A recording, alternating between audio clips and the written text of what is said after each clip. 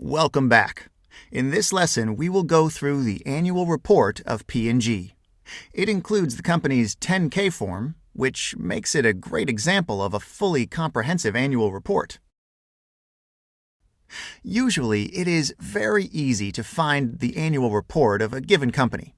All we have to do is type the name of the company, P&G in this case, followed by the words annual report, and then specify the year of the financial report that we are interested in.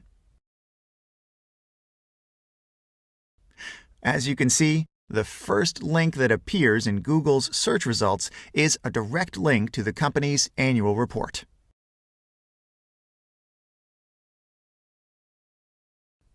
Okay, here it is, P&G's annual report for 2015. As you can see, the document starts with a table of contents, which can be really useful if we want to find a specific part that we are interested in. Below the table of contents, we can see some financial highlights and several charts with breakdowns of sales, by business segment, by geographic region, and by market maturity. Then comes the letter from 𝗖𝗄𝗄𝗏, the company's CEO and chairman, in which he explains the developments related to P&G's business, the company's strategic positioning, and other important topics that would allow us to understand what the company does and what it aims to achieve in the future. The next few pages contain information about P&G's operating segments and brands, a vital part of its business.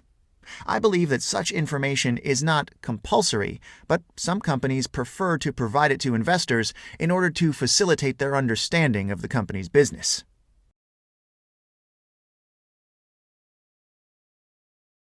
Scrolling down, we find the company's 10K report. As you can see, 10K reports have a predetermined structure. Every 10K that you will see looks like this one. The report consists of 4 main parts. The first part describes the company's business and some of the potential risks that it might face. It provides information about the firm's operating segments, key product categories, key customers, number of employees, business model, and so on. This is really useful information if you would like to learn more about a given business.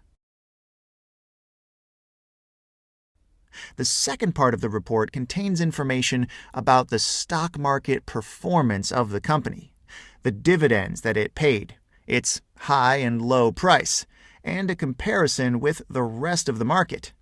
In this case, the S&P 500 index approximates the rest of the market. Scrolling down, we will find the section containing the management's view on the business, along with considerations about the company's operational structure, business units, recent developments that might have influenced its business, and expectations about the future. On page 44, we find the report of the independent accounting firm that verifies the quality of the company's financial statements. We will focus on auditing reports in one of our next lessons. And then we have P&G's income statement. As you can see, 3 years have been included in this income statement. This allows us to compare the company's current performance with the previous 2 periods. Indeed, this income statement is very similar to the one that we had in our exercise, although it includes more items because the company's business is much bigger than the lemonade stand that we considered. Nevertheless, it starts with revenues, subtracts costs, and arrives at net income. After the P&L statement, we find P&G's balance sheet. The company's assets are equal to liabilities and equity. The accounting equation is satisfied. And it should be.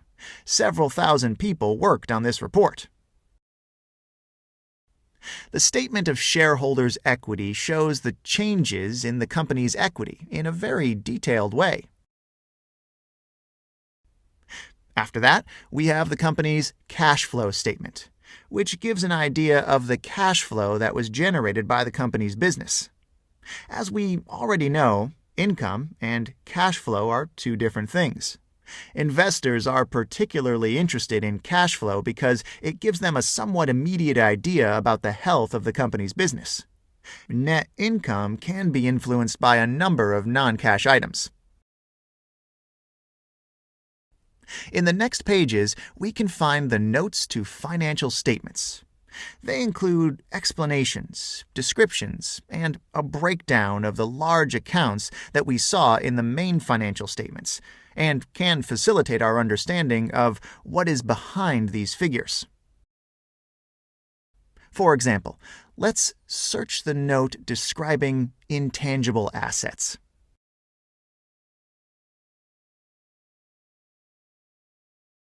Here it is.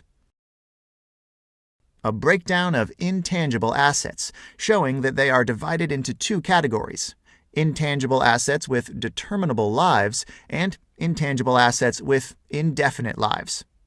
Furthermore, we have an additional breakdown of intangible assets with determinable lives.